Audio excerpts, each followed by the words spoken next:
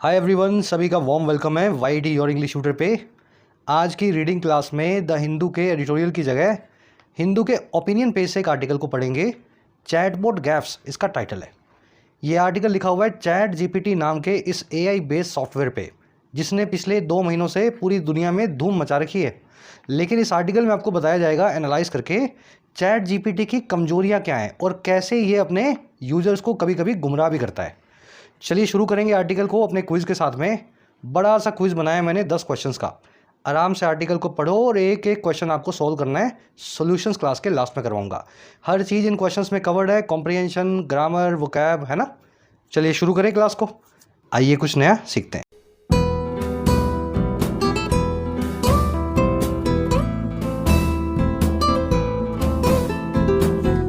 Alright, कह रहा है जी चैटबॉट गैफ्स।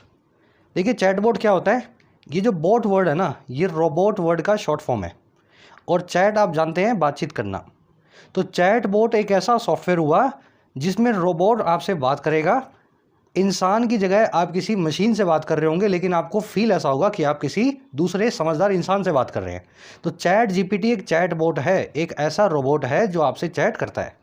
और ये जो गैफ वर्ड है ना, जिसको लिखा गया है इंग्लिश में गैफे, गैफे, इस गैफ का मतलब होता है एक ऐसी मिस्टेक, एक ऐसी गलती जो आपको एम्बैरेस होने पे मजबूर करे। जैसे आप चलते चलते गिर गए, लोग हंसने लगे, तो आप ये जो काम कर रहे हो ना चलते चलते गिरने का, या अपनी ज़ुबान से कुछ फिसल गया आपकी ज़ुबान से और कुछ आपने गलत बोल दिया और लोगों में आप में शर्मिंदगी फील हुई, ये सब हरकतें कहलाती हैं अंग्रेजी में गैफ्स। इनको लिखा जाता है गैफे, लेकिन बोला जाता है गैफ। कह रहे जी ऐसी ही कुछ एम्बैरेसिंग चीज़ें हमने पकड़ी हैं चैट जीपीटी की। इस आर्टिकल में बताया गया कि चैट जीपीटी कितने प्यार से और सफाई से आपसे झूठ भी बोलता है। आगे बात समझ में। चलो अब वो गैप्स आपको बताएगा। Chinks in the AI armour. देखिए चिंक का मतलब होता है दरार, ओपनिंग, कट। और एआई का आर्मर का मतलब है एआई का जो कवच है। चिंक इन वंस आर्मर एक फ्रेज है इंग्लिश में। इसका मतलब होता है एक बहुत ही मजबूत जो सोल्जर है, जिसने एक बढ़िया सा आर्मर पहना हुआ है, बैटल फील्ड में वो खड़ा है जंग के मैदान में, लेकिन अगर उसके आर्मर में छोटी छोटी दरारें हैं ना, तो उन दरारों की वजह से वो बहुत वीक है। मजबूत आर्मर पहनने के बावजूद भी वो छोटी छोटी दरारों की वजह से कभी भी अटैक किया जा सकता है, उसका आर्मर तोड़ा जा सकता है। तो ऐसे ही चैट जीपीटी के मजबूत सॉफ्टवेयर के इंफ्रास्ट्रक्चर में हमें कुछ चिंक्स मिले हैं, छोटी छोटी दरारें मिली हैं। तो ये चिंक इन द आर्मर नाम के फ्रेज को याद रखें। किसी भी आदमी का छोटा सा वीक पॉइंट जो उस आदमी को डुबाने में भी सक्षम हो। चलिए अब ये वर्ड आए हैं भारी भारी। आर्मर वर्ड को भी देख लो। प्रोटेक्टिव कवर को बोलते हैं, सुरक्षा कवच को बोलते हैं आर्मर। आर्मर से एक वन वर्ड बनता है इंग्लिश में आर्मरी। आर्मरी। एक बार यहाँ पे पॉज करो क्लास को, बहुत बार इस वन वर्ड को आपको करवाया है, क्या इसका मीनिंग याद है क्या आपको? आर्मरी। देखिए आर्मरी वो वाला पूरा एक खजाना है, एक स्टोरेज है जिसमें सारे आर्म्स रखे हुए हैं, आपके हथियार रखे हुए हैं। आर्मरी को अगर आसान भाषा में बोला जाए तो अपने बोलेंगे हथियारों का जखीरा, ठीक है, या स्टोरेज। जैसे इंडिया की आर्मरी होगी, चाइना की आर्मरी होगी, है ना। कोई प्राइवेट कंपनी की भी आर्मरी हो सकती है, कोई गैंगस्टर है उसकी भी आर्मरी हो सकती है।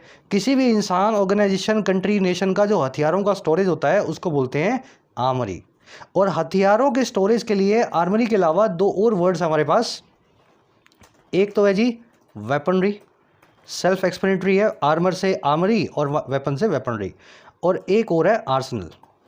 आज वोकैब हैवी है, पहले ही बता रहा हूँ मैं, ये सारे वन वर्ड्स आपको एक ही क्लास में मिल रहे हैं आज, है ना, अच्छी बात है, ठीक है। तो आर्मरी, वेपनरी और आर्सेनल तीनों हथियारों के जखीरे के लिए या स्टोरेज के लिए यूज़ किए जाते हैं। एक और वर्ड लिख देता हूँ, कैश, ठीक है, कैश। चलिए अब आगे बढ़ते हैं टाइटल पैराग्राफ पे। देखें क्या कहना चाह रहा है। कह रहा है it is cause for concern that AI could be inaccurate and biased. कह रहा है जी ये कॉज फॉर कंसर्न है। बड़ा सिंपल सा फ्रेज है, कॉज फॉर कंसर्न। कंसर्न मतलब चिंता, कॉज मतलब कारण। तो कह रहे जी ये बड़ा ही कारण, चिंता का कारण है दैट वो ये कि जो एआई है ना, जो आर्टिफिशियल इंटेलिजेंस है, जो रोबोट्स हैं, जो टेस्ला की कारें हैं, जो चैट जीपीटी नाम का सॉफ्टवेयर है, कह रहे ये सभी एआई पावर्ड इंजन्स इनएक्यूरेट भी हो सकते हैं और बायस्ड भी हो सकते हैं। ये गलत भी हो सकते हैं और भेदभाव करने वाले भी हो सकते हैं। बात आ गई समझ में। हमने एआई बनाई थी हमारी मदद हो, लेकिन कभी कभी ऐसा पता लग रहा है कि एआई गलत तरीके से काम भी करती है और कभी कभी बायस्ड होकर आपको झूठ भी बताती है। इट की वर्ब है इज, कोज फॉर कंसर्न आपने देख लिया, एआई की वर्ब है कुड बी, कुड यहाँ पे बता रहा है फ्यूचर की पॉसिबिलिटी को। चलिए अब आगे बढ़ेंगे, सारी वोकैब आर्टिकल की जो भारी भरकम है आपको एक साथ दिखा देता हूँ ताकि आप इसको स्मूथली पढ़ सकें। एक लाइक और एक शेयर जरूर से दें इस क्लास को, ढूंढ ढूंढ के लाता हूँ ये आर्टिकल्स आपके लिए इंटरेस्टिंग वाले। और साथ ही इन बच्चों को ज़रूरत है गाइडेंस और सपोर्ट की अपने एग्जाम्स की प्रिपरेशन के लिए, तो ज़रूर ही डाउनलोड करें YIT your English tutor app को। आपकी अपनी ऐप है, कमेंट सेक्शन में इसका लिंक दिया हुआ है। ऐप पे आपको मिलेंगे कोर्सेज, जैसे कि राइटिंग का कोर्स है, यहाँ पे बिल्कुल बेसिक से आपको मैं इंग्लिश में लिखना सिखाता हूँ, पहले थ्योरी फिर साथ में प्रैक्टिकल और प्रैक्टिस। किसी भी एग्ज़ाम का डिस्क्रिप्टिव आप इससे क्रैक कर सकते हैं, चाहे UPSC हो, CAPF हो, जुडिशरी हो, बैंकिंग हो। 60 to 80 आवर्स का कोर्स है, फ़ायदा ले सकते हैं, हज़ारों लोग ले चुके हैं। बेसिक से सिखाने वाला कोर्स है राइटिंग का। इसी के साथ में आपको कोर्स मिलेगा बैंकिंग का। बैंकिंग कोर्स में बैंक के सारे exams, clerical, PO, prelims, mains, हर वैरायटी का क्वेश्चन आपको यहाँ पे तैयार करवाया जाता है बिल्कुल लॉजिक के साथ में। SSC का कोर्स भी अवेलेबल है, SSC के सभी एग्जाम्स का प्रीलिम्स और मेंस इसमें कवर्ड है। हर क्वेश्चन को डिटेल्ड अप्रोच के साथ में आपको यहाँ तैयार करवाया जाता है। मार्क्स को सीधे सीधे बूस्ट करने के लिए SSC बैंक कोर्स से प्रैक्टिस कर सकते हैं। ऐप से रिलेटेड कोई भी क्वेश्चन हो, ये टीम का व्हाट्सअप नंबर है, इस पर व्हाट्सअप करें, ऐप का लिंक कमेंट सेक्शन में दिया हुआ है। चलिए अपनी वोकैब शीट है, 6 वर्ड्स हैं आज अपने पास। पहला वर्ड है फोपा। देखिए फो का मतलब होता है झूठा और पा का मतलब होता है कदम। एक ऐसा कदम जो गलत कदम था, जो आपने गलती से चल लिया, यानी कि आप रोड पे जा रहे थे और गड्ढे में पाँव रख दिया, पाँव रखा गड्ढे के अंदर चले गए, लोग हंसने लगे आप पे। तो ऐसी ऑकवर्ड सिचुएशन जो होती है ना, जहाँ पे आप गलती से कोई गलती कर देते हैं, जुबान फिसल जाती है, कुछ बात ऐसी बोल देते हैं, कुछ काम ऐसा कर देते हैं, उसको इटालियन में या ये फॉरेन लैंग्वेज में जिसका भी वर्ड है, इसका मीनिंग होता है सोशली ऑकवर्ड मिस्टेक। समझ में आ गई? कोई भी ऐसी गलत काम जो आप गलती से कर बैठो उसको बोलते हैं सोशली ऑकवर्ड मिस्टेक या फोपा। अब देखो फोपा तो एक इटालियन वर्ड है, बाहर का वर्ड है, इसको कॉमन इंग्लिश में बोला जाता है स्लिप अप या गैफ। तो गैफ नाम का वर्ड आर्टिकल में आज आपने देखा। The famous actor came in for intense embarrassment after his फोपा रिमार्क्स। फेमस एक्टर जो था वो केम इन फॉर हुआ। देखिए कम इन फॉर एक फ्रेजल वर्ब है, इसका मतलब होता है किसी चीज़ को पाना या किसी चीज़ से गुजरना, आपकी इच्छा से नहीं, हालात की वजह से। तो फेमस एक्टर को गुजरना पड़ा, एक्सपीरियंस करना पड़ा बहुत सारी एम्बेरसमेंट को, बहुत सारी शर्मिंदगी को, उसके फोपा रिमार्क्स के बाद, उसके स्लिप ऑफ टंग वाले रिमार्क्स के बाद। कुछ उसने ऐसा बोल दिया, बाद में उसको बड़ा पछतावा हुआ, है ना। चलिए कोशिश करता हूँ वर्ड्स को आपकी रूटीन लैंग्वेज में इंटीग्रेट करवाऊँ, इसी तरीके से मीनिंग बता रहा हूँ। सोफिस्टिकेटेड आपका अगला वर्ड है, बहुत बार हो चुका है वर्ड। सोफिस्टिकेटेड कौन होता है? जो रिफाइंड हो, न्यूएंस्ड हो, बारीकियां जानता हो, सूट बूट पहनने वाला बाबू शहर का, है ना, वो होता है सोफिस्टिकेटेड। अब इसका मतलब यही नहीं कपड़े अच्छे पहना हुआ ही सोफिस्टिकेटेड होगा। कोई आदमी साइंस में सोफिस्टिकेटेड हो सकता है, कोई मैथ्स में सोफिस्टिकेटेड हो सकता है, कोई आदमी ड्राइंग में सोफिस्टिकेटेड हो सकता है। किसी भी एरिया के अंदर जब आप रिफाइंड हो जाते हैं तो आप सोफिस्टिकेटेड होते हैं। Scammers nowadays are using sophisticated technology to cheat in their examinations. Scammers जो हैं, गलत लोग जो हैं, आजकल एडवांस्ड या रिफाइंड टेक्नोलॉजी को यूज़ कर रहे हैं अपने पेपर्स में चीट करने के लिए, एग्जाम्स में चोरी करने के लिए। तो ये वर्ड आर्टिकल में आज आप देखेंगे अगेन। अगला वर्ड है सेक्सिस्ट। इस वर्ड का सेक्सी से कोई मीनिंग नहीं है। सेक्सिस्ट वर्ड का मतलब क्या होता है? ऐसा आदमी जो या औरत जो दूसरे सेक्स के लोगों से अपने आप को बेहतर समझे। जैसे कोई औरत है, वो यूँ बोलने लगे, आपको कोई लेडी आपको ऐसे बोलती हुई लगे, उसकी बातों से ऐसा लगे कि वो अपने आप को सुपीरियर समझती है सभी इंसानों से, मर्दों से। या कोई मर्द है, कोई मैन है, जो आपको ऐसा लगे बातों से कि ये अपने आप को औरतों से सुपीरियर समझता है। तो ऐसा आदमी जो दूसरे जेंडर को अपने से इन्फीरियर समझे, वो होता है सेक्सिस्ट, जो डिस्क्रिमिनेटरी हो on the basis of gender. अब ये सेक्सिस्ट आदमी नहीं, सेक्सिस्ट कोई पॉलिसी भी हो सकती है। सरकार ने एक ऐसी पॉलिसी निकाल दी जिसमें आदमियों को ज़्यादा जो है पे मिलती है औरतों के मुकाबले, तो वो सरकार की जो एम्प्लॉयमेंट अपॉर्चुनिटी है वो सेक्सिस्ट है, औरतों के लिए भेदभाव वाली है। Women need to break their sexist image and venture into higher education and entrepreneurship. औरतों को ज़रूरत है अपनी सेक्सिस्ट इमेज को तोड़ने की और वेंचर इनटू करने की, इस एरिया में घुसने की, और जो एरिया है हायर एजुकेशन और एंटरप्रेन्योरशिप का। तो सेक्सिस्ट इमेज औरतों की यही है ना कि औरतें ज़्यादा हायर एजुकेशन नहीं ले पाती या फिर औरतें बड़े व्यापार नहीं कर सकती, तो ये इमेज तोड़नी पड़ेगी, इनको व्यापार शुरू करने पड़ेंगे। सेक्सिस्ट के लिए एक और वर्ड यूज होता है शॉविनिस्ट, ऐसा आदमी जो अपने आप को सुपीरियर समझता हो। चलिए अगला वर्ड है ब्रेजन।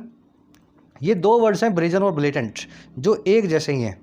ब्रेजन का मतलब होता है खुलेआम होने वाली चीज़ बेशर्मी के साथ, और ब्लेटेंट का मतलब होता है खुलेआम होने वाली चीज़ जोर शोर के साथ। समझ रहे हो, दोनों एक ही वर्ड हैं, ऑलमोस्ट इंटरचेंजेबली यूज हो जाते हैं। अगर कोई गलत चीज़ है जो खुलेआम कर रहे हो तो ब्रेजन है, अगर कोई ऐसी चीज़ है जो गलत नहीं भी है, गलत है भी, उसका कोई मतलब नहीं है, लेकिन खुलेआम हो रही है, जोर शोर से हो रही है, तो वो ब्लेटेंट है। She is in the habit of telling brazen lies. ये लड़की की आदत है, हैबिट है, खुलेआम बेशर्मी से झूठ बोलने की, ब्रेजन लाइज को टेल करने की। आगे बात समझ में, जो बेशर्मी भरे हैं झूठ, ऐसे झूठ बोलने की। और ब्लेटेंट को यूज़ करते हैं।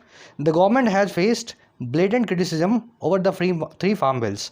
गवर्नमेंट ने फेस किया है खुलेआम होने वाले जोर शोर के क्रिटिसिज्म का 3 फार्म बिलों को लेकर के, कृषि कानूनों को लेकर के। तो दोनों वर्ड दिमाग के एक ही कोने में रखेंगे, ये इसके सिनोनिम्स हैं, ब्रेजन के और ये ब्लेटेंट के। चलिए अगला वर्ड देखते हैं आज का, फ्लैजलिंग, लास्ट वर्ड है। देखिए फ्लैजलिंग का मतलब होता है ऐसा पंछी जिसके अभी पंख निकल रहे हों। मतलब कोई भी चीज़ जो अपनी शुरुआती अवस्था में होती है वो फ्लैजलिंग होती है। समझ गए, जैसे स्कूल जाने वाला बच्चा, दूसरी पहली नर्सरी एलकेजी का स्टैंडर्ड का, वो होता है फ्लैजलिंग, जो है स्कूल चाइल्ड है ना, स्कूल फ्लैजलिंग स्टूडेंट बोल सकते हैं आप उसको। और जिसके पूरे पंख निकल गए हैं, जो एडवांस स्टेज में आ गया है, वो होता है फुल फ्लैजेड। ठीक है, फ्लैज मतलब पंख, फ्लैजलिंग मतलब पंख निकलता हुआ, फुल फ्लैजेड मतलब जिसके पूरे पंख निकल गए हैं। तो ये दोनों वर्ड को एक साथ दिमाग में बिठाना है। The pandemic has shut down most fledgling businesses. Pandemic ने शट डाउन कर दिए हैं ज़्यादातर शुरुआती बिजनेसेस, ऐसे बिजनेसेस जो अभी शुरू ही हुए थे, फ्लैजलिंग थे। यंग एंड इनएक्सपीरियंस्ड इसको बोल सकते हैं, और इंसिपिएंट, इंसिपिएंट इसका एक सिनोनिम है। इंसिपिएंट मतलब इनएक्सपीरियंस्ड। चलिए 5-6 वर्ड्स डिटेल में हो गए। अब आ जाओ आर्टिकल पे, एक समरी आपको देते हैं किस बारे में लिखा हुआ है। देखिए आज का आर्टिकल लिखा हुआ है चैट जीपीटी के ऊपर एनालाइजिंग टोन में। एक एनालिसिस आपको दे रहा है चैट जीपीटी सॉफ्टवेयर का। बहुत ही पावरफुल सॉफ्टवेयर है, अगर आपने इसको यूज़ किया हो तो आप देखना। एआई बेस्ड इंजन है, इससे आप कुछ पूछोगे, एनालाइज करके आपको आंसर देगा, जैसे एक बड़ा आदमी होता है ना, समझदार आदमी, उस तरीके से। लेकिन हमारे ऑथर ने जब इसको टेस्ट किया अपने हिसाब से, तो ऑथर ने ये पाया कि ये झूठ भी बोलता है आपसे, आपको गुमराह भी करता है, आपको मिस डायरेक्ट भी करता है। और इसका रीज़न क्या है, ये सारे एआई बेस्ड टूल्स जो है ना, उस डेटा पे डिपेंड करते हैं जो डेटा इंटरनेट पे रखा हुआ है। अगर इंटरनेट पे झूठ बोले हुए लोगों ने, तो ये झूठे डेटा को उठाएंगे और उस झूठ पे बने हुए एनालिसिस को आपके सामने रखेंगे और आप उससे गुमराह होंगे। तो हमारा आर्टिकल यही कह रहा है कि अभी इन टूल्स को, इन सॉफ्टवेयर को और ज़्यादा एडवांस करने की और ज़्यादा सोफिस्टिकेटेड करने की ज़रूरत है आने वाले टाइम में। आज की जो सिचुएशन है उस पर, इन पे आप रिलाई नहीं कर सकते हैं, ना ये आपके पढ़ाई के ज़्यादा काम है, ना आपके जॉब या करियर के। बस आज इसकी यही समरी है, टोन एनालाइजिंग है, एनालाइज करके पूरी सिचुएशन आपको समझा रहा है। चलो आगे बढ़ते हैं, फटाफट से आर्टिकल शुरू करेंगे। कह रहा है जी, recently 2 journalist from the United States polling company 538 asked artificial intelligence chatbot or ChatGPT to create an 800-word piece regarding public perception of AI chatbots। कह रहा है हाल ही में 2 जर्नलिस्ट ने, यानी कि 2 पत्रकारों ने, और वो कहाँ से थे, अमेरिका की उस पोलिंग कंपनी के थे, उस सर्वे कंपनी के थे, जिस कंपनी का नाम है जी, देखो कोमा से कोमा के बीच में 538, अजीब सा नाम है ना, कंपनी का नाम है 538। तो अमेरिका की इस कंपनी के नाम वाली कंपनी के 2 जर्नलिस्ट ने क्या किया, इन्होंने पूछा, आस्क किया आर्टिफिशियल चैटबॉट को, आर्टिफिशियल इंटेलिजेंस से पावर्ड चैट करने वाले रोबोट से। और इस रोबोट का नाम क्या है, इसको हम प्यार से बुलाते हैं चैट जीपीटी। ओपन एआई नाम की कंपनी का ये सॉफ्टवेयर है। कह रहे इन जर्नलिस्ट ने चैट जीपीटी से पूछा और क्या आस्क किया, इसको क्या कहा, आस्क करके ये कहा कि आप क्रिएट करके दो, आप लिख करके दो, बना करके दो एक 800 वर्ड के पीस को। पीस का मतलब होता है हिस्सा और पीस का मतलब होता है आर्टिकल। तो इन्होंने बोला कि आप 800 वर्ड का एक आर्टिकल लिख करके दो हमें, और ये किस बारे में हो, ये हो बारे में, यानी कि रिगार्डिंग पब्लिक की परसेप्शन के, लोगों के दृष्टिकोण के, लोगों के नज़रिए के।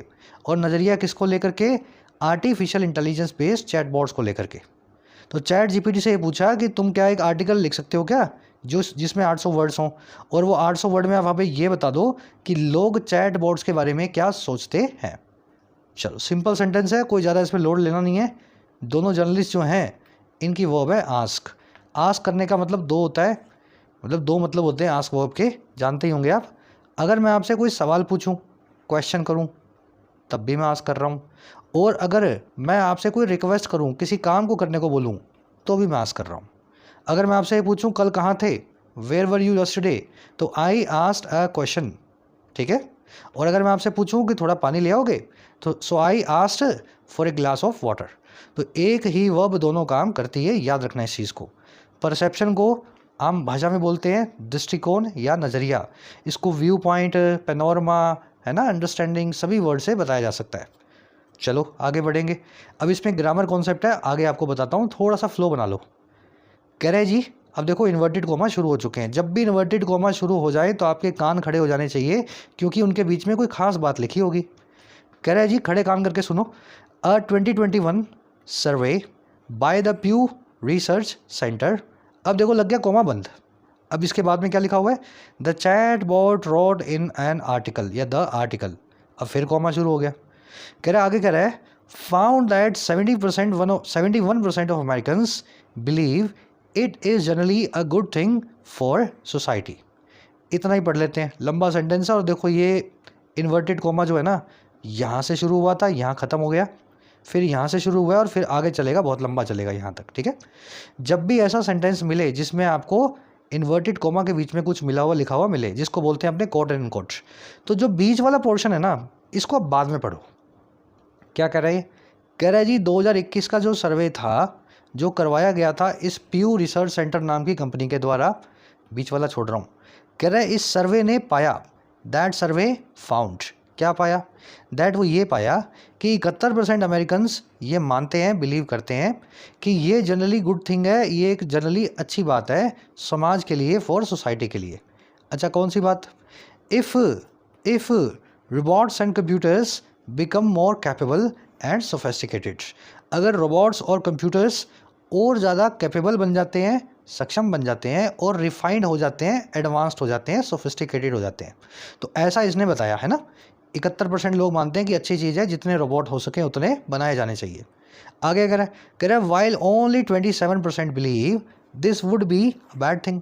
जबकि सिर्फ 27% ये मानते हैं कि ये दिस वुड बी, ये होगा एक बुरी चीज़। अब देखो ये पूरी बात किसने बोली है? ये पूरी बात बोली है जी the chatbot wrote in the article. Chatbot ने ये लिखा उस आर्टिकल में 800 वर्ड वाले। समझ रहे हो? इस सेंटेंस को थोड़ा और आसान बनाया जा सकता था। उसके लिए मुझे क्या करना होता? मुझे चैट बॉट रोड आर्टिकल जो है ना, ये शुरू में लाना होता, और ये पूरा जो फिर कोट एंड कोट वाला मैं एक साथ लिख देता, है ना, या फिर मैं इसको लास्ट में ले आता। समझ पा रहे हो ना? ये बीच में ब्रेक करके थोड़ा कन्फ्यूजन बढ़ा दिया आपका, लेकिन आपको कन्फ्यूज़ नहीं होना, इसको अलग कर दो, पूरे वाले को एक साथ पढ़ लो। तो चैट बॉट ने यही लिखा कि 2021 में एक सर्वे हुआ था प्यू रिसर्च सेंटर का। उस सर्वे में ऐसा पाया गया कि इतने % अमेरिकन मानते हैं कि एक अच्छी बात है समाज के लिए अगर कंप्यूटर्स और रोबोट्स और ज़्यादा कैपेबल या सक्षम हो जाते हैं और सोफिस्टिकेटेड यानी कि एडवांस हो जाते हैं। बल्कि 27% ने ऐसा माना कि ये एक बुरी चीज़ होगी, it would be a bad thing. चलो अब आगे बढ़ें। समझ आ गया ना पूरा सेंटेंस? सर्वे की वर्ब है फाउंड, चैटबॉट की वर्ब है रोट, 71% की वर्ब है बिलीव, इट की वर्ब है इज, रोबोट्स एंड कंप्यूटर्स की वर्ब है बिकम, 27 की वर्ब है बिलीव, दिस की वर्ब है वुड बी। सोफिस्टिकेटेड आप ऑलरेडी जानते हैं, जो बहुत ज़्यादा एडवांस्ड हो, न्यूएंस्ड हो, रिफाइंड हो। समझ गए ना? शहर का बाबू सूट बूट में तैयार, है ना। हर फील्ड में कोई आदमी सोफिस्टिकेटेड हो सकता है, कपड़ों की बात नहीं है खाली। चलो अब ये देखो, मुझे ध्यान से बताना, 71% की वर्ब लगाइए प्लूरल और 27% की वर्ब लगाइए यहाँ भी प्लूरल। तो क्या परसेंटेज की वर्ब्स हमेशा प्लूरल होती है क्या? या फिर कोई ऐसा रूल है कि 10% से ज़्यादा हो तो प्लूरल, 10% से कम हो तो सिंगुलर? समझ पा रहे हो? कॉन्सेप्ट समझ रहे हो? परसेंटेज की वर्ब कैसे सिंगुलर या प्लूरल लगानी है, क्या इस फॉर्मूला को आप जानते हैं? चलो देखो जी, परसेंटेज की कोई वर्ब ही नहीं होती। परसेंटेज तो एक हिस्सा होता है ऑफ के बाद में लगे हुए नाउन का। अगर वो नाउन प्लूरल है तो परसेंटेज की वर्ब भी प्लूरल होगी। मान लीजिए यहाँ कोई सिंगुलर नाउन होता, मैं लिख देता 5% ऑफ अर्थ। अब आगे क्या लिखूँ? इज लिखूँ, आर लिखूँ? अर्थ सिंगुलर है तो मैं इज लिखूँगा, 5% हो चाहे 55% हो, इससे कोई मतलब नहीं है। यहाँ अमेरिकन्स लिखा है, प्लूरल है, इसलिए वर्ब को प्लूरल लगाया गया। और यहाँ सिर्फ लिखा नहीं है अमेरिकन्स, ये भी अमेरिकन्स के लिए आया है, इसलिए वर्ब प्लूरल है। ठीक है, याद रखेंगे इस फॉर्मूला को। परसेंटेज की खुद की कोई वर्ब नहीं होती, ऑफ के बाद लगे नाउन की वर्ब लगेगी। कह रहा है the 2021 Pew survey that ChatGPT was citing however was not found by the 538 journalist. कह रहा है दिक्कत ये है कि 2021 का जो ये सर्वे था ना प्यू कंपनी का, जिसको चैट जीपीटी साइट कर रहा था, जिसका ये हवाला दे रहा था, कह रहा है ये सर्वे जो है ना, हालांकि ढूंढा नहीं जा सका, पाया नहीं जा सका 538 के जर्नलिस्ट के द्वारा।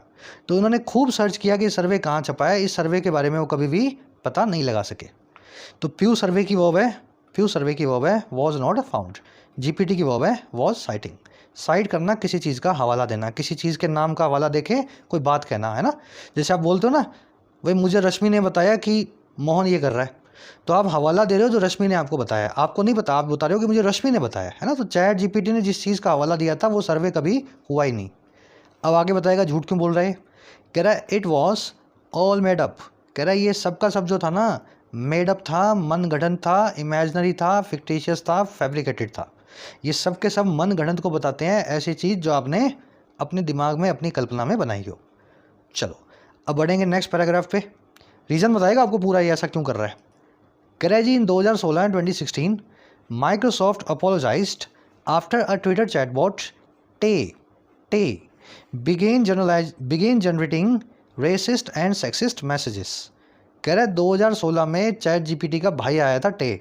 कह रहा है इस माइक्रोसॉफ्ट नाम की कंपनी ने अपोलोजाइज़ किया, माफ़ी मांगी, जब इसका ट्विटर चैटबॉट जो था, माइक्रोसॉफ्ट कंपनी ने ट्विटर पे बात करने के लिए एक बॉट बनाया था। कह रहा है माइक्रोसॉफ्ट ने माफ़ी मांगी जब एक ट्विटर चैटबॉट जो था माइक्रोसॉफ्ट का, जिसका नाम था टे, कह रहा है वो शुरू कर गया, बिगेन कर गया जनरेट करना ऐसे मैसेजेस को जो रेसिस्ट भी थे और सेक्सिस्ट भी थे। रेसिस्ट मतलब नस्ल भेद वाले, सेक्सिस्ट मतलब किसी जेंडर को डिस्क्रिमिनेट करने वाले। तो इनफैक्ट यहाँ पे सेक्सिस्ट का मतलब होगा एंटी फेमिनिस्ट, है ना, औरतों के खिलाफ वाले ही होंगे, क्योंकि सेक्सिस्ट का अपने सोसाइटी में मतलब यही होता है कि आप औरतों के खिलाफ कुछ बोले, है ना। चलिए, तो माइक्रोसॉफ्ट की वर्ब है अपोलोजाइज, ट्विटर चैटबॉट की वर्ब है बिगिन। ध्यान दे लेना, ये ट्विटर का चैटबॉट है लेकिन बनाया है माइक्रोसॉफ्ट ने, कंपनी का नाम है माइक्रोसॉफ्ट, इस बोर्ड की मालिक है जो। अपोलोजाइज़ का मतलब होता है किसी से माफ़ी मांगना, माफ़ी मांगना यानी अपोलोजाइज़ करना। इस वर्ड को पार्डन वर्ड से कंफ्यूज मत करना। जैसे किल का मतलब होता है मारना, डाई का मतलब होता है मरना। अब आप बोलो सर दोनों एक ही वर्ब है, एक कैसे होगी भाई। किल का मतलब मारा, डाई का मतलब मर गया। वैसे ही पार्डन का मतलब है माफ़ी दिया, माफ़ किया, और अपोलोजाइज़ का मतलब है माफ़ी मांगी। समझ रहे हो ना, माफ़ी मांगना अपोलोजाइज, माफ़ी देना पार्डन। तो ये दो पहलू हैं सिक्के के, अलग अलग वर्ब्स हैं, इनको कंफ्यूज नहीं करना। चलो अब इसी बात पे एक वन वर्ड हो जाए। मास लेवल पे अगर कोई पार्डन दे, एक जनरल पार्डन अगर सरकार, एडमिनिस्ट्रेशन या प्रशासन हज़ारों लाखों लोगों को दे, तो ऐसी जनरल पार्डन को, मास माफ़ी को क्या बोलते हैं। समझ पा रहे हो क्या कह रहा हूँ। सरकार ने कुछ बताया भैया आज से ये रूल बनाया नया, इसमें आपको ऐसा नहीं करना, और जिन लोगों ने ऐसा कर दिया उनको आज माफ़ी है, आगे से माफ़ी नहीं मिलेगी। तो ये जो माफ़ी मिली है बड़े स्केल पे, इसको क्या बोलते हैं वन वर्ड की भाषा में। लिख देता हूँ मैं, सबको आना चाहिए। एमनेस्टी, ठीक है, एमनेस्टी वर्ड है, वन वर्ड, याद रखें इसको। चलो और आगे बढ़ते हैं। सेक्सिस्ट तो आप जान ही गए ना। कह रहे Meta's BlenderBot was telling journalist it had deleted its Facebook account after learning about the company's privacy scandals.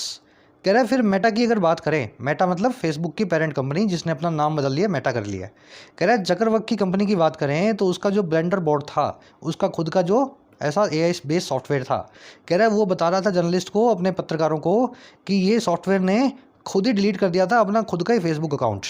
और कब, जब इस सॉफ्टवेयर को पता लगा कंपनी के उन स्कैंडल्स के बारे में जो कंपनी की प्राइवेसी से रिलेटेड है। तो कंपनी ने ही सॉफ्टवेयर बनाया चैटबॉट, और वही चैटबॉट सबको बोल रहा है कि मैं तो इस कंपनी में अपना अकाउंट डिलीट कर रहा हूँ, मुझे तो यहाँ नहीं रहना, यहाँ पे तो स्कैंडल्स होते हैं। तो ये चैटबॉट है ना, उल्टे सीधे काम करते रहते हैं, कहने का मतलब ये। अब ब्लेंडर बॉट है मेटा का, इसकी वर्ब है वॉज टेलिंग, इट की वर्ब है हैड डिलीटेड, इट आया है ब्लेंडर बॉट के लिए। पास्ट परफेक्ट क्यों लगा है, क्योंकि ये काम, ये जब बात कह रहा था इससे पहले कर चुका था। अगर ये काम पास्ट में है और दूसरा काम जो हुआ है वो इससे भी पहले हुआ है, तो जो पहले हुआ काम उसको पास्ट परफेक्ट में लिखेंगे, ठीक है। पास्ट परफेक्ट क्या है, पास्ट का पास्ट है ना, पास्ट का पास्ट इज पास्ट परफेक्ट।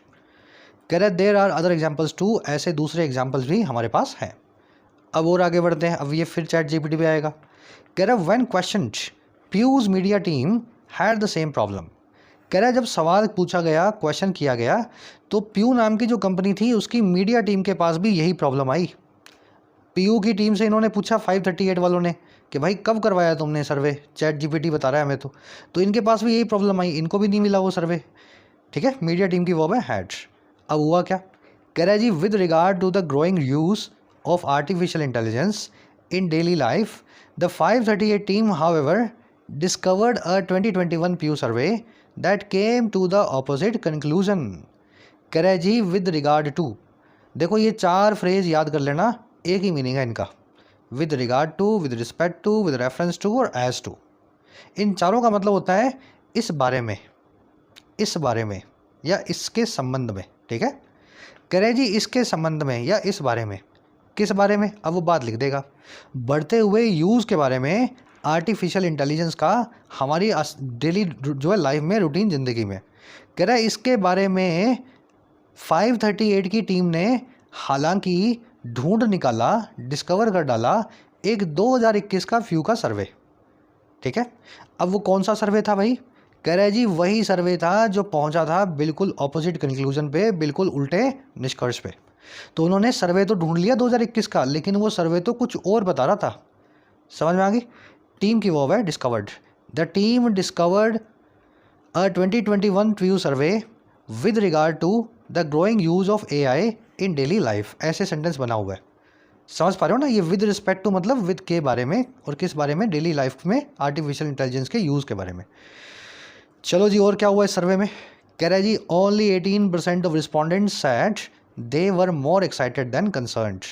कह रहा है महज 18% रिस्पोंडेंट्स जो थे उन्होंने ऐसा कहा, इस सर्वे में भाग लेने वाले लोगों ने ऐसा कहा कि वो कंसर्न से ज़्यादा एक्साइटेड थे, वो चिंतित से ज़्यादा रोमांचित थे। मतलब चिंतित कम थे, रोमांचित ज़्यादा थे AI को लेकर के। 37% said they were more concern than excited. 37% ने बोला कि हम एक्साइटेड कम है और कंसर्न ज़्यादा है, परेशान ज़्यादा है AI को लेकर के। And 45% said they were both equally concern and excited. और 45% ने बोला हमें चिंता भी हो रही है और हम थोड़े से रोमांचित भी हैं। आई बात समझ में, तो ये सर्वे तो बहुत उल्टी बात बता रहा है ना। ज़्यादातर लोग तो चिंतित हैं रोबोट्स और AI को लेकर के, लेकिन जब रोबोट से पूछा कि आपके सर्वे का क्या निष्कर्ष निकला, क्या कंक्लूजन निकला आपके ऊपर हुए सर्वे का, तो वो रोबोट जो है आपको मिसगाइड करके चैट जीपीटी झूठी इन्फॉर्मेशन देने लगा। 18% की वर्ब है सेट, दे की वर्ब वर, 37 की सेट, दे की वर्ब वर, 45 की वर्ब सेट, दे की वर्ब वर। सिंपल सेंटेंस है। चलो जी, अब लास्ट के 2 या 3 रह गए हैं, फटाफट से ऊपर एक ग्रामर कॉन्सेप्ट रह गया, उसको आके देख लेते हैं। कॉन्सेप्ट है जी काफ़ी पुराना, लेकिन आज कर रहे हैं कई दिनों बाद। 2 कॉन्सेप्ट को एक साथ मिक्स कर रहा हूँ ताकि दिमाग में और क्लैरिटी बैठे। पहला कॉन्सेप्ट ये कहता है कि जब भी नाउन को एडजेक्टिव बनाओ तो उसको सिंगुलर रखना है, चाहे वो कितने भी बड़ा हो, कितने भी आकार का हो, किसी भी संख्या का हो। नाउन को एडजेक्टिव का काम करवाओ तो वो सिंगुलर ही रहेगा, उसके आगे SES नहीं लगेगा। अब इसको प्रैक्टिकली कैसे देखेंगे। ज्योति रैन फॉर 500 किलोमीटर, ज्योति भागी 500 किलोमीटर्स। ठीक है, 500 हो गए किलोमीटर के आगे, किलोमीटर सिंगुलर है, 500 के हिसाब से अब इसको ऐसे लेना पड़ेगा, तो मुझे लिखना चाहिए 500 किलोमीटर्स। इतना मामला सेट है, यहाँ तक तो समझ में आ रही होगी चीज़ें। भाई जब यहाँ 500 लिख दिया तो फिर किलोमीटर नहीं किलोमीटर्स आएगा, स्टूडेंट नहीं स्टूडेंट्स आएगा, बॉयज़ नहीं बॉय नहीं बॉयज़ आएगा, गर्ल नहीं गर्ल्स आएगा, पीछे SES लगेगा। लेकिन अब अगला सेंटेंस देखो भाई, Jyoti participated in a 500 kilometres race, Jyoti ने पार्टिसिपेट किया 500 किलोमीटर की एक रेस में। अब ये सेंटेंस सही है क्या। ये पीछे का S जो आप यहाँ देख रहे हो ना, ये S गलत है सर। इस केस में इस S को आपको यहाँ से निकालना होगा। अब देखो क्यों निकालना है, ध्यान से समझना। देखो जी, ये जो रेस है ना, ये रेस एक लॉन्ग रेस भी हो सकती थी। लॉन्ग क्या होता है, एक एडजेक्टिव होता है, समझ पा रहे हो। ये रेस एक शॉर्ट रेस भी हो सकती थी, ये रेस एक मैराथन रेस भी हो सकती थी। ठीक है, मैराथन की स्पेलिंग देख लेना यार, मैराथन की स्पेलिंग क्या गलत कर दी मैंने, मैराथन। ठीक है, मैराथन रेस भी हो सकती थी। अच्छा, ये रेस एक डे नाइट रेस भी हो सकती थी, दिन में होने वाली, रात में चलने वाली। लेकिन ये रेस ऐसी कोई रेस नहीं है, ये रेस है जी 500 किलोमीटर रेस, 500 किलोमीटर रेस। तो ये जो 500 किलोमीटर आप देख रहे हो ना सर, अब ये नाउन नहीं बचा, ये एडजेक्टिव बन चुका है। क्यों, क्योंकि ये रेस नाम के नाउन को मॉडिफाई कर रहा है। Long short day night marathon ऐसा ना लिख के हमने 500 किलोमीटर इस रेस की जो है विशेषता को बताने के लिए लिख दिया है। तो नाउन जब किसी दूसरे नाउन की विशेषता बताते हैं तो वो चाहे कितने भी बड़े हों आकार में, आप उनको प्लूरल में नहीं लिख सकते। आप यहाँ पे किलोमीटर्स लिखोगे तो गलत है, तो आप क्या लिखेंगे यहाँ? किलोमीटर। अब देखो जैसे ही आप ये करेंगे ना, आप अपने रीडर को एक मैसेज देंगे कि मैंने इस नाउन को जानबूझ करके सिंगुलर रखा है। और ये मैसेज आप कैसे देंगे? बीच में हाइफन लगा के। इस हाइफन को लगाने का मतलब यही है कि मैंने इसको एक एडजेक्टिव बनाया है, इसके आगे एस मत लगाना, लगाने की ज़रूरत नहीं है। बस यही फॉर्मूला मैं आपको समझाना चाह रहा हूँ। एक और सेंटेंस देखो, I have 20 rupee in my pocket. मेरे पास 20 रुपये हैं मेरी पॉकेट में। रुपए कितने हैं? 20। अरे भाई 20 हैं तो रुपीज़ लिखो ना, 20 रुपीज़ आएगा। लेकिन मैं ऐसा लिख रहा हूँ, I have a 20 rupees note in my pocket. अब बताओ क्या लिखूँ यहाँ? अब मेरे पास 20 रुपये नहीं है, मेरे पास एक नोट है मेरी पॉकेट में। ये हरा नोट भी हो सकता था, लाल नोट भी हो सकता था, रुपए का हो सकता था, डॉलर का हो सकता था। अब 20 रुपीज़ इस नोट के बारे में एडिशनल इन्फॉर्मेशन देने वाला एक नाउन है जो एडजेक्टिव का काम कर रहा है। तो मुझे इसके पीछे का एस निकालना है और बीच में हाइफन लगाना है। बस यही सिंपल सा कॉन्सेप्ट है हाइफनेटेड एडजेक्टिव्स का। अब इसको मैं थोड़ा सा और एडवांस लेकर के जा रहा हूँ। देखो जब भी आपको मेजरमेंट्स मिल जाएँ, मेजरमेंट्स क्या होती हैं? दूरी का मेजरमेंट किलोमीटर मीटर, वज़न का मेजरमेंट पाउंड में किलोग्राम में, पैसे का मेजरमेंट रुपयों में, टाइम का मेजरमेंट घंटों में दिनों में वारों में, है ना। जब भी कोई मेजरमेंट मिले उसको सिंगुलर वर्ब देना होता है। जैसे 50 किलोमीटर या kilometres is or are a long distance. 50 kilometre एक लंबी दूरी है। पहले तो मुझे बताओ किलोमीटर लिखूं या किलोमीटर्स लिखूं? कितने लोगों को लगता है किलोमीटर लिखना चाहिए? कितने लोगों को लगता है किलोमीटर्स लिखना चाहिए? देखो जी बड़ा सिंपल सा है, यहाँ पे 50 किलोमीटर्स ही आएगा। इसके आगे कोई नाउन नहीं है जिसके लिए आप इसको एडजेक्टिव बनाओगे। एडजेक्टिव बनाते तो यहाँ एक नाउन लगा होता, बीच में से फिर एस निकाल के हाइफन लगाना पड़ता। वो पंगे नहीं करने हैं, नाउन तो दिया नहीं हुआ, तो यहाँ आएगा 50 किलोमीटर्स। लेकिन इसकी वर्ब होगी सिंगुलर। अब क्यों सिंगुलर होगी? क्योंकि एक मेजरमेंट है ये। 50 किलोमीटर एक शॉर्ट डिस्टेंस है। आ रही बात समझ में? मेजरमेंट्स जो हैं, टाइम, डिस्टेंस, मनी, कोई भी मेजरमेंट हो वेट की, उनको सबको सिंगुलर में लेना है अगर वो सब्जेक्ट बन के आ रहे हैं तो। वैसे ही 5 डे या डेज हैज़ या have past since the incident. Incident होने के बाद से 5 दिन गुजर चुके हैं। 5 दिन गुजरे हैं तो 5 डेज लिखूंगा। लेकिन वर्ब लिखने की जब बारी आएगी तब वर्ब को सिंगुलर रखूंगा, क्योंकि दिन भी एक टाइम की मेजरमेंट है। 5 डेज हैज़ पास्ट। हो गए दोनों कॉन्सेप्ट क्लियर? चलो आज के क्विज में कॉन्सेप्ट पूछे जाएंगे, बड़े आसान है, एक बार रिपीट कर लेना जिसके भी समझ में ना आया हो। किताबों में थोड़े कॉम्प्लिकेटेड मैनर में दिए हुए हैं, यहाँ आसान भाषा में आपको समझा देते हैं।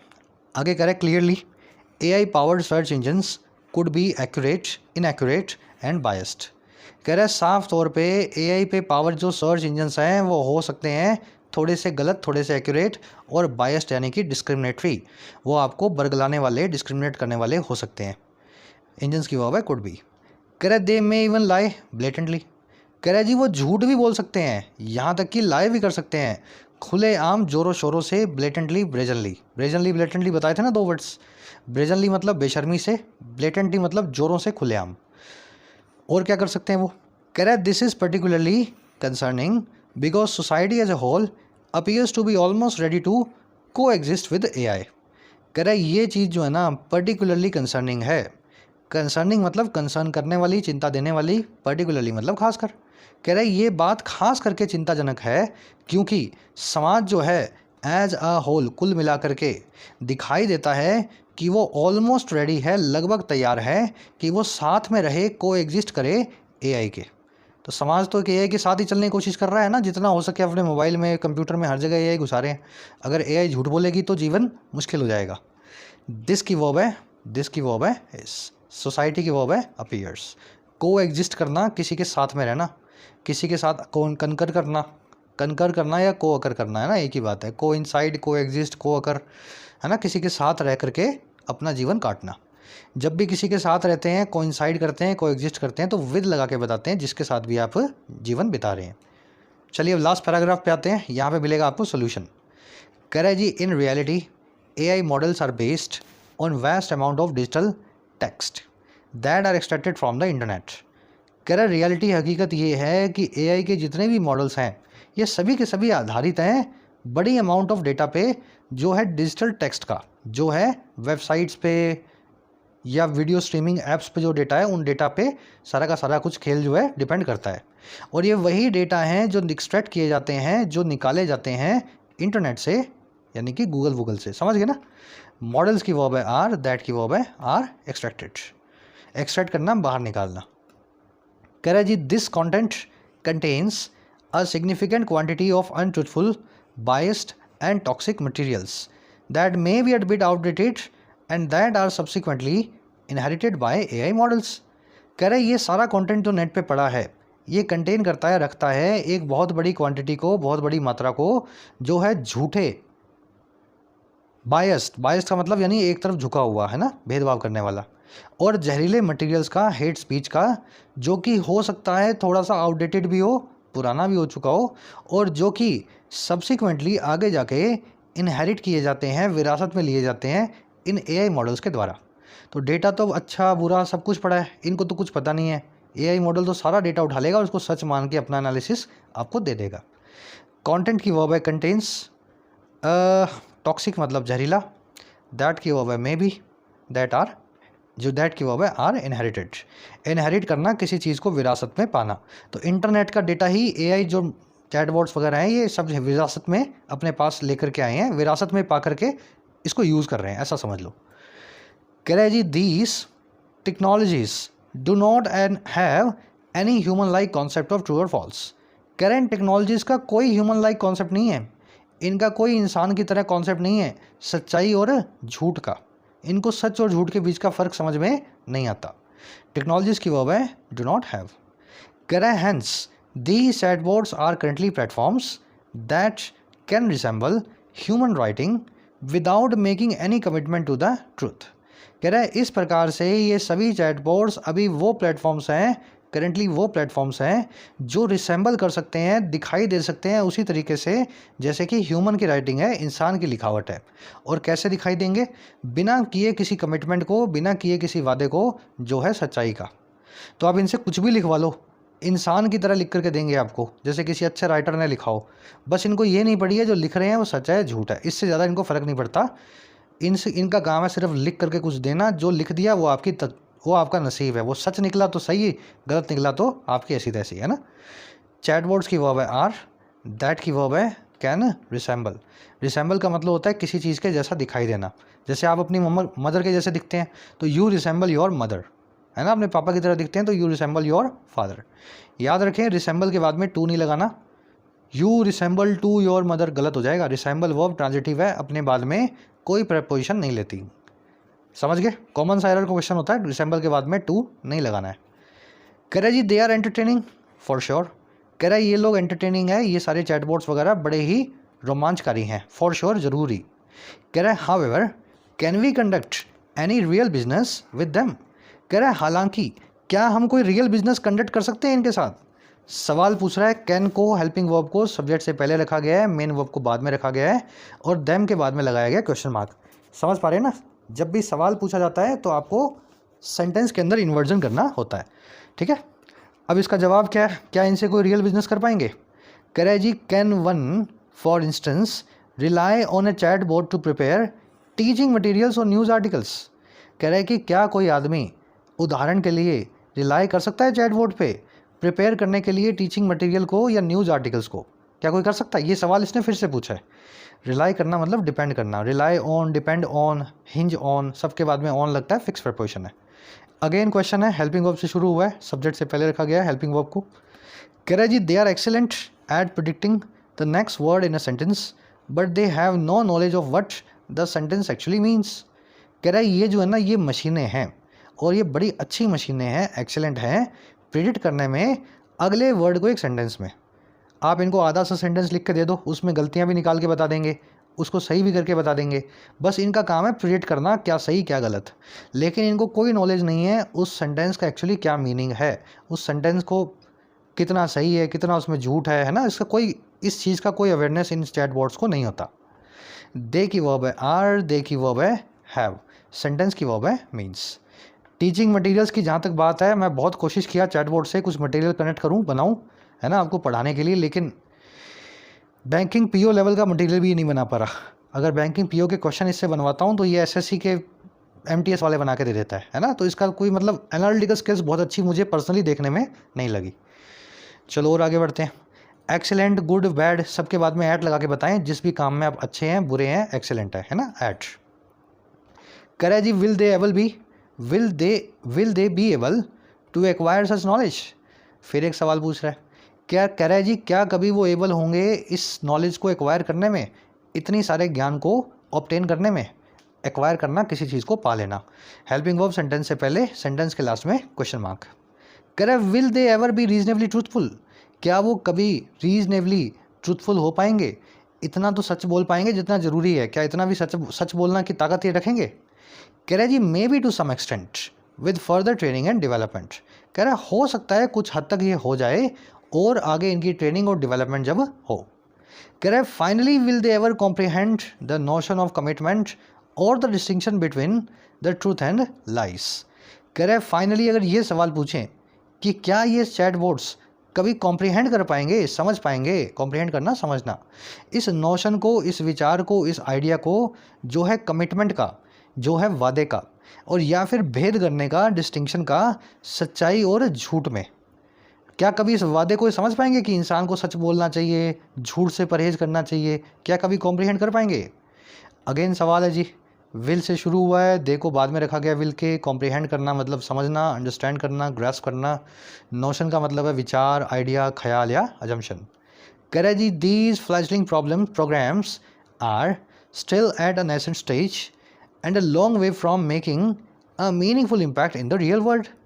कह रहा है जी ये फ्लैशलिंग प्रोग्राम जो हैं, ये अभी नौसीखे प्रोग्राम जो हैं, नए नए इनएक्सपीरियंस प्रोग्राम जो हैं, वो अभी भी अपनी नेसेंट स्टेज में हैं, शुरुआती अवस्था में हैं, और काफ़ी दूर हैं, अ लॉन्ग वे फ्रॉम है, काफ़ी दूर हैं, और किस काम से भाई, मेक करने से, एक मीनिंगफुल इम्पैक्ट को, सार्थक असर को, और किस पे, हमारी असली दुनिया पे, रियल वर्ल्ड पे। बहुत काम बाकी है, 5 से 10 साल लगेंगे, उसके बाद में आप इनसे कुछ रिलाई होकर के कुछ तैयारी करनी है किसी एग्ज़ाम की, कुछ पढ़ाना है, लिखना है ना, कुछ करवा पाएंगे। प्रोग्राम्स की वो है हाँ, फ्लैशलिंग आप समझ गए हैं, जो अभी शुरू हो रहा हो काम करने में, इन एक्सपीरियंस तो नोविस हो। नेसेंट, फ्लैशलिंग दोनों एक दूसरे के सिनोनिम्स हैं, दोनों ही बताते हैं किसी चीज़ की शुरुआती अवस्था को। इंटरेस्टिंग आर्टिकल था। आई होप काफ़ी सारे ग्रामर, वोकैब के लेसन्स आपको मिले होंगे, और चैट जीपीटी का एक ऑनेस्ट सा रिव्यू भी आपको मिल गया होगा। फटाफट से क्वेश्चन पे आ जाओ। फर्स्ट क्वेश्चन पूछ रहे हैं कि थीम क्या है इस आर्टिकल की। और देखो, थीम और सेंट्रल आइडिया एक ही बात है। इस आर्टिकल में आपसे 50 बातें कही गई, लेकिन इस आर्टिकल को अगर एक सेंटेंस में समझाना हो, एक सेंटेंस में समझाना हो, तो कौन सी वो बात होगी जो पूरे एक सेंटेंस में आर्टिकल को आपके सामने रख देगी। जैसे मूवी है, मैं आपसे पूछ लूँ भाई, हम दिल दे चुके सनम क्या है, क्या मूवी है। अब इसमें बहुत चीज़ें हुई हैं, पर आपको अगर मैं यूँ बोलूँ कि 30 सेकंड में बताओ, तो फिर 30 सेकंड में आप वही बातें बताओगे जो ज़रूरी है, जिससे मूवी की स्टोरी बन सके। तो बस इस मूवी की स्टोरी आपसे पूछी है, और 4 सेंटेंस आपको दिए गए हैं, स्टोरी को ढूंढ लो। स्टोरी क्या ये है कि एआई बड़े डेंजरस है मैनकाइंड के लिए, या ये स्टोरी ये है कि एआई अभी भी भरोसेमंद नहीं है और इनको ट्रेनिंग डेवलपमेंट की ज़रूरत है अगर इनका कुछ काम आपको करना है, या स्टोरी ये है कि ये बड़े सेक्सिस्ट और शोविनिस्ट निकल करके आते हैं टाइम टू टाइम, या फिर स्टोरी ये है कि बड़ी बड़ी कंपनियां जो हैं बड़े घटिया एआई इंजन बना रही हैं, कोई भी ढंग का इंजन ये अभी तक नहीं बना पाई हैं, चाहे मेटा हो, चाहे फेसबुक हो, चाहे माइक्रोसॉफ्ट हो। तो क्या स्टोरी आप निकालोगे। समझने वाले समझ चुके हैं, कोशिश करो, फर्स्ट कमेंट में आंसर डाल दिए, वहाँ से मैच कर लेना, ठीक है। टीचर का काम है आपको रास्ता दिखाना, उंगली पकड़ के मैं ले जाऊँगा कहाँ, आपको थोड़ा दिमाग चलाना पड़ेगा। सेकंड में आपसे पूछा है कि रॉन्गली मैच्ड पेयर कौन सा है। क्या टे ट्विटर का नहीं है, क्या पोलिंग एजेंसी 538 नहीं है, क्या सर्वे एजेंसी प्यू रिसर्च सेंटर नहीं है, क्या ब्लेंडर बोर्ड फेसबुक का नहीं है, या यहाँ लिख दो मेटा, लिख देता हूँ मेटा, ठीक है, मेटा नहीं है। तो बता दो भाई, चारों में से कौन सा मैच नहीं कर रहा है एक दूसरे से सही तरीके से। अच्छा क्वेश्चन है, कोशिश करो। तीसरे चौथे में वन वर्ड है, एक खराब सी मिस्टेक के लिए कौन सा वन वर्ड लगेगा, 2-3 करवाएं आपको, और एक कलेक्शन ऑफ वेपन्स के लिए कौन सा वन वर्ड लगेगा, ये भी 3-4 आपको करवाए हैं। Chink in the armour idiom का मीनिंग पूछा आपसे, अच्छे से डिटेल में बताइए आपको चिंक क्या होता है, आर्मर क्या होता है। 6वें से 8वें में 3 एरर्स मिलेंगी, मेरे ख्याल से गिनती के 10 ही वर्ड्स हैं, उनमें से 3 मैंने गलत कर दिए हैं, खुद ही ढूंढ लोगे तो अच्छी बात है, मैं बताऊंगा तो यही निकल आएगा आंसर, ठीक है, कोशिश करो। 9वें में सिनोनिम पूछा है जी इंसिपिएंट का, चारों वर्ड्स के मीनिंग निकालो। हो सकता है बी और सी दोनों आंसर हो सकता है खाली डी हो सकता है खाली ए हो। कोशिश करो है ना चारों के आंसर निकालने की मीनिंग। 10वां पूछा जी शॉविनिज्म क्या होता है, इस वर्ड का क्या मीनिंग है। मैं जानता हूँ आप बड़े अच्छे से इस वर्ड से वाकिफ़ नहीं है, मैंने थोड़ा सा आपको आइडिया दे दिया आज। सेक्सिस्ट, शॉविनिस्ट, है ना, वहीं से शॉविनिज्म का सिद्धांत निकलता है। अब एक बार इसको डिक्शनरी पे या गूगल पे डाल लो, ये वर्ड आपको याद होना चाहिए, इसका मीनिंग लिखोगे याद हो जाएगा। जिनको आता हो वैसे ही मिल जाएगा मार्क्स, नहीं आता हो तो निकाल लेना। मुलाकात लेंगे नेक्स्ट क्लास में आपसे। अंटिल देन कोर्सेज अवेलेबल हैं ऐप पे, जाके फ़ायदा ले सकते हो। टाइम रहते ही कोर्सेज का फ़ायदा लेना है, ऐसा ना हो लास्ट मोमेंट पे आकर के आप मैसेज करें सर 15 दिन रह गए, 1 महीना रह गया। अभी जब वक्त है पढ़ने का तो पढ़ाई पे पूरा ध्यान दो। कंटेंट सारा अवेलेबल है एप्लीकेशन पे, राइटिंग का, एसएससी का और बैंकिंग का। ऐप को जाओ कमेंट सेक्शन से डाउनलोड करो, फर्स्ट कमेंट से लिंक रखा है। कोई भी क्वेरी हो ये नंबर है व्हाट्सएप का, टीम से आप मैसेज करके बात कर सकते हैं।